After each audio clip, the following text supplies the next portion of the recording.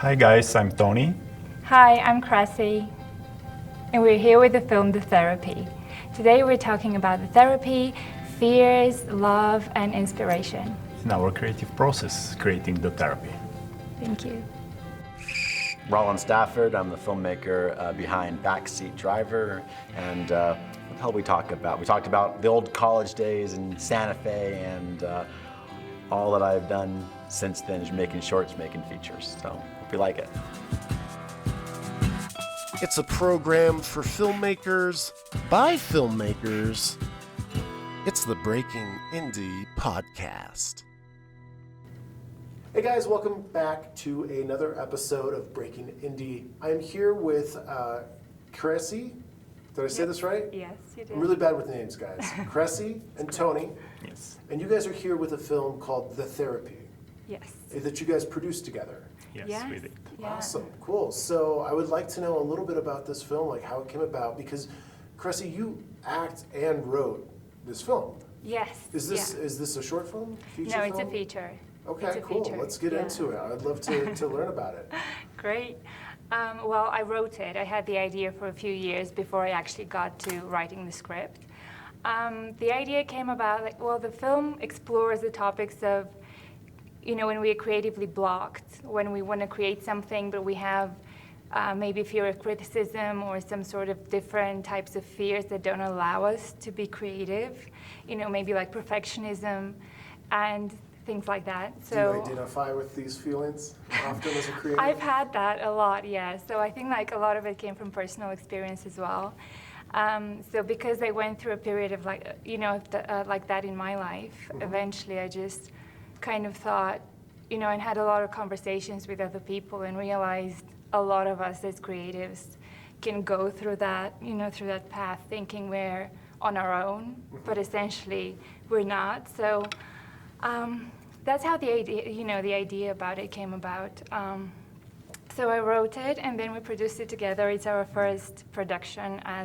We've done shorts before, but this is our first feature film. The first feature. That's great. That's great. And I was just going to say, for such a collaborative, creative form, at times it can feel very isolated.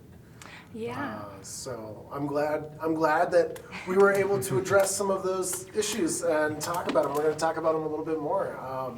But this is not your first collaboration as producers together. You've done shorts. We've done some shorts. Great, Yes. great. And did you guys? So you're from Bulgaria. Yeah. I caught that off camera. I didn't just guess that. So you guys are from Bulgaria. You now are both in LA. Did you do that move together? Did you know each other before? What's your relationship personally here, if you don't mind me asking? Well, we are married. Yeah. We We're are a actually couple, married. in real life. Yeah. So. Yeah, but the funny thing is we met on the set of a short film. Yeah, it was my first script that I wrote. It was a short film. It was, I think, like 4 or 5 years ago now. And it was the first thing I did, not just as an actress. Like before that, I was only working as an actress, and this is the first thing I produced and wrote. And that's when we met. It was very accidental. Was it in Bulgaria that you Yes, Yeah, yes, okay. it was there.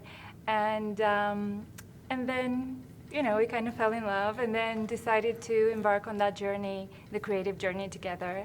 So we came to LA together, yes. That's really great. I've interviewed a few people who it's like they're a couple, but also a creative couple, and it's really nice to see people who are living both of those lives as partnerships, and that's really awesome. Yeah. Yeah. it Cool. is. It definitely works for us a lot because he's a lot more like, the production side of things, and I'm more the creative side of things. So when we kind of it's a perfect fit. Complement each other well. Yes, That's yeah. great. So from the producer's standpoint, talk to me a little bit. This is you guys' first feature? What is it like to step up that extra level from doing shorts to, okay, now we are doing a feature, obviously, or maybe not obviously, but more locations, more days on the schedule, more elements to manage. What was that like for both of you? It's hard. I mean, you imagine things will be much easier when you go from a short to a feature, and then you learn really a lot of things in the process. So it was very, very good learning experience for us. What were some of those yeah. challenges? Well, a lot of challenges. We had some issues with people that could have been sick from COVID when we shot. We had a lot of location changes, last-minute changes. We had issues with schedules with the actors, so some couldn't come when they were supposed to. So we need to rearrange the program. And there are also some location changes in the last minute, things like that always happen, and yeah. I think also in the pre-production, and that's something that's also, like we talk about it in the film in a way, to find support and to get people to believe in your idea and to believe in you, because we've had, we had some experience with short films, but we didn't have any feature films to show. So when we were looking for a team to work with us, it was difficult to get people to come and join us because there was nothing that we could show to say, oh yes, we can do that. We just had a script, we had the idea, we had a lot of things, but I feel like it was a challenge for us to find people to, we were looking for an executive producer in Bulgaria to help us with everything. And it was a really great challenge to find somebody, even with a paid position, because they just didn't know us. So I don't know if that's Bulgaria specific or, if people have these issues elsewhere as well. But I think one of the challenges really was for us to believe that we can finish this film and for to get people to also believe in us and the fact that we're willing to push it through all the way to the end. And here we are. It's Yes. planned. You guys did it. We did. You proved yourselves. Yeah. But no, I think that is a big thing, right? Is assembling a team, finding the support from the people who you need, the crew, the cast, from all elements, really. And I don't know, from my standpoint, when I lived in LA, it was people would be quick to say oh, you want to do a project? I'm there. And then it's okay, cool, yeah, Saturday, 9 a.m. And they're yeah, okay. And then, Saturday comes around and they're oh, God, dude, no, it's Saturday. I don't know, 9 a.m. I don't want to drive across town. And it was kind of flaky. So it's, it can be hard even finding people who are enthusiastic who follow through. Yeah. So yes, I don't think that's specific to any one filmmaker. I think we can all relate to that. Yeah, but I think you find your people, I think that's good, when people say no to you, because then that kind of leads you to the correct direction to find the people that actually would work with you and that, are the right people for the project. Oh yeah, I absolutely agree. Yeah. Did you guys meet some people in this that you're going to keep yes. around? Yeah, a lot of people. Yeah, we had some no's, but we believe that they were all for the better. I mean. Yeah, it kind of turned out every time we had a no from somebody. I mean, you kind of take it to heart in the beginning, but then we found people that worked great with us, and we're so happy with what they did. We were oh, good that this happened, so we can actually meet those people that we actually worked with.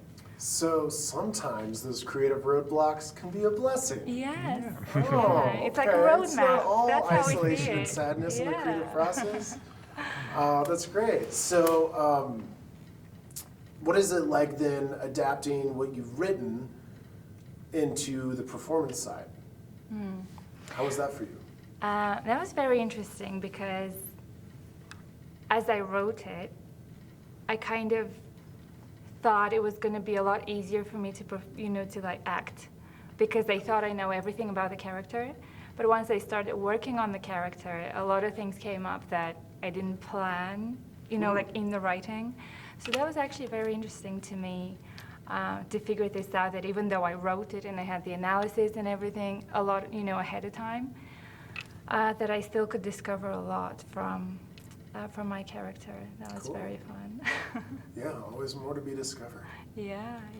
Awesome. Do you guys have another project in the works right now? We are kind of in a pre-production phase of another feature, but we haven't actively started working on it. Yeah, we also have a short film coming out probably in a month or two. It's about domestic violence, so it's kind of a heavy topic. But it's almost done. It's still in post-production, but soon it will be ready as well. Cool. That's great. Yeah. Do you guys have a production company that you go through, or Yeah. what is your Yeah, we production do. company? It's called First Draft. Okay. Yeah. I mean, we created it to because we had to have a production company to shoot, the therapy. So we kind of like, I don't know, we discovered that a lot of the things that we had to do, that we didn't really necessarily think that they would inspire us, or it's kind of like it wasn't an end goal to do that, but it was kind of like part of the journey. So we created it for one purpose, but now we're thinking, oh, let's do more projects because we have that. So I think it's interesting how things can open doors for you, even if you didn't expect it to. Do you guys have like a social media handle or anything for this project yet? Yes, it's called The Therapy Film. The Therapy Film. Yes. That's on Instagram and On Instagram and Okay. Facebook, yeah, and Well, we'll TikTok. take that below. Great, thank you. It's tagged below. But for those people who are listening and can't pull out their phones, yes, that's great. The Therapy Film. Yes. All right, excellent. Well, thank you guys so much for being here and for talking about your project, and just so grateful for you guys to be able to make it all this way out from LA to New Mexico, and I Thank hope you that so you much. enjoy the time while you're here. Thank you. Yeah, thank you so And, much for inviting us. We're so happy to be yeah. here, part of this festival. That's so nice. That's so nice that you guys came all the way out from LA, whereas my co-host Cole is sitting in his living room, probably in his sweatpants, eating nachos for breakfast. Isn't that right, Cole? Oh, that's right. You're not here to say any kind of rebuttal. I don't do this alone. I usually have a co-host. Oh. My boy dropped the ball. He's like, I can't make it from LA. That's way too far. Anyway, I like to take these little minutes to just drive digs at Good him. idea, He's yeah. helpless I would have done that. to say anything in rebuttal. So, Awesome. all right. Well, guys, thank you for putting up with me, and thank you for being here. Thank I hope you. that your Thank screening you. goes flawlessly, and make some great connections while you're here. There's a lot of great filmmakers, so don't be shy. Thank you Thank so you. much. All right, cool. Well, thanks, gang. Thanks for tuning in to another episode, or perhaps even partial. We may have more to come, or there might have been already. I don't know. I don't edit these until I'm like months from now. God bless us all. And please help me. If you have any resources, like, I don't know, money, send it our way. We're happy to receive it. It's the Breaking Indie podcast, looking for sponsors all the time, and looking for love, more importantly, from you. So please, like, subscribe. It really does help us out. All right, guys, have a good one. This podcast is brought to you by brwdigital.com, a video production company based in Santa Fe, servicing the needs of businesses and content creators worldwide. brwdigital.com. Hey guys, welcome back. With us now is Rollyn Stafford. He's the director of the film Backseat Driver, which is premieres, is it not, here at the Santa Fe Film Festival. Yeah. Also, former College of Santa Fe alumni. Here we are back in our old stomping Crazy. grounds. Oh my God. It's pretty wild, right? I've not been back here in 16 years. Yeah. It's insane. And what's even more crazy is that I'm staying with my old college roommate right now. Oh, really? He just bought a house in Santa Fe with his wife like 10 days ago. And Oh, that is so just funny. wicked crazy fate. Yeah, and it's just like, here we are, full circle. You've got your feature film. Yeah. Like, how cool is that, man? Congratulations. Thank That's you. great. No, it's very cool. This is the first world premiere of this film. I've been rejected about 6 times so far from other film festivals, so it feels good to have a win. And I had no idea that it was going to be in on the former college campus though. So I was Yeah. like, no way. I recognized the address, 1600 St. Saint. Mike's, I was yeah. like, no way.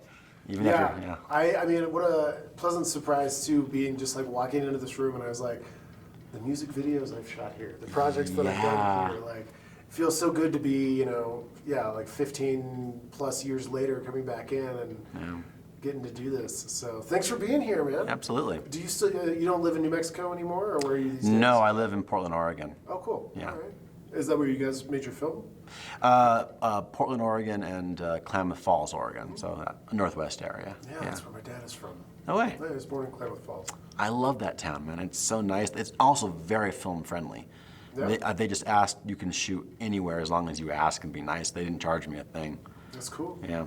Yeah, I feel like one of the common threads that I've noticed today, at least, is like most of the filmmakers were able to find ways to get their locations for free. Yes. Which is a huge thing because one, very expensive, but also the location dictates so much of your film and the script and what you can do and the tone. How did locations play into what you guys made? Well, Klamath Falls is a beautiful place, as I'm sure you know, and we used a local theater, we used a cemetery, we used the lakes, the downtown area, all for free.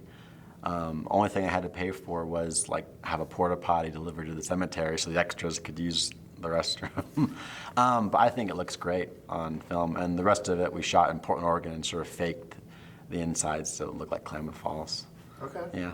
Awesome. Yeah. And what is the tone of this film? It's a straightforward comedy. It's about a guy who discovers he has a half-sibling living in Klamath Falls, so he goes down to meet her. But the two siblings also have imaginary friends who don't get along with each other. Okay. So, yeah. That sounds It's a comedy. sounds fun. Sort of a road trip comedy. Yeah. Awesome. And were you originally from Oregon? Yeah, I was born and raised in Portland, and then went to college in a couple places, including Santa Fe, and graduated from Vancouver Film School in Canada. Oh, that's great. Yeah. Awesome. Yeah, that's really great. Yep. Is that where you ended up going after CSF? Obviously. No, actually, For quick backstory, if we haven't established this already, this college shut down, went bankrupt, and poor people like Rollyn, who were like just about to graduate, a year away. a One year more away, year, I could have got totally graduated shafted, and a lot of the classes that the school had, a lot of the credits don't transfer. They did not transfer. Did I got not. no. Like our freshman year, you had a 9-credit class, which was a bulk of your freshman study that doesn't transfer anywhere. I'd say about half my credits transferred to my next college, and as a result, I didn't graduate college to it took me about 5.5 years because of that. It's okay. So by the time Santa Fe kicked us out, I was like, I'm so done with college. Just give me any degree on my resume, and then I'll go to work. And that's what I did. I finished up at Portland State University with the easiest Bachelor of Science I could, and then I went to work. So. Oh, cool. So Yeah. then did you get as a master's, or what did you do in Vancouver? It was a year-long intensive program, sort of like 3 years of college mashed into one year. Yes, a certificate. It's a trade school, so yeah. Right, yes. I'm very familiar, or was, with the ads in Filmmaker magazine. When I was looking at colleges, I grew up just south of Vancouver, so it was always like, oh, I don't know, but... Intense program. I say I've learned a lot from that school. The biggest thing I learned was how to deal with stress, honestly, because I've never been so stressed as I was in film school. Yeah, well, Yeah. that is a great lesson to learn in this world that we live in. Everything else is easy compared. Yeah. So how did you get into filmmaking? How did you fall in love with it? What was that story of your I origins? always knew I wanted to be involved in the filmmaking business. I discovered I'm most happy when I'm on a film set. But my first job was really working as a stand-in on a TV show in Portland called The Librarians. And I was Christian Kane's stand-in for 2 seasons, and it was a very cushy job, you know. The crew was good to me, and I loved it. So I was like, well, this is what I want to do. And so I just sort of started making my own films after that, a lot of short films and all eventually features. Okay. Yeah. And do you have your eyes on another project at this point? I've been hired to direct a feature in August, and this is the first time I've actually been hired to solely direct a project that I wasn't producer or writer. Yeah, that sounds like a dream to me. It feels good. It's a Like a dream come true to me right there. It's a very low budget. I'm not getting paid anything, but it's like, very little, I should say. But I like the producers are wonderful people, and they want me to shoot this thing in 14 days, and it's like a 90-page script. I'm like, okay, well, let's work at what we have, you know. But it is exciting to be a part of something that I wasn't the creator of initially. Sweet. Yeah. Congratulations. Thanks. Do you have any social media that you can plug for us? I got my website, rollynstafford.com. You can see a bunch of my short films there. One of my feature films, One Dead Dog, is on Amazon Prime or Tubi or Freevee. Is this another comedy? Dark comedy about serial killers. It's really good. There are no dead dogs in it, just to clarify. It's about two serial killer brothers who discover they have a squatter in their house who also happens to be a serial killer, and they all just sort of bond over the body count. Like the Pacific Northwest serial killer. Yes, all shut up near Bend, Oregon. Okay. So yeah. All right. So definitely could you watch spell your website for us? Rollyn Stafford. Just my full and last That'll name. probably be linked below if I'm good at putting all of this content together. But fantastic, man. Thanks. Well, welcome back to Santa Fe. I hope that you get to get some nostalgia fixes in and go get some good chili and see some old family friends, college friends. Yeah, Different man. kind of family. Different family, yeah. Sweet. Thanks, man. All right. Well, pleasure having you. Cool. All right, stay tuned. We've got other things, maybe, or just more podcast stuff coming your way. BreakItIndie.com. I don't know if it exists, but hey, you found us, so don't leave us. I have attachment disorders. Doesn't exist. It's a program for filmmakers by filmmakers. It's the Breaking Indie Podcast.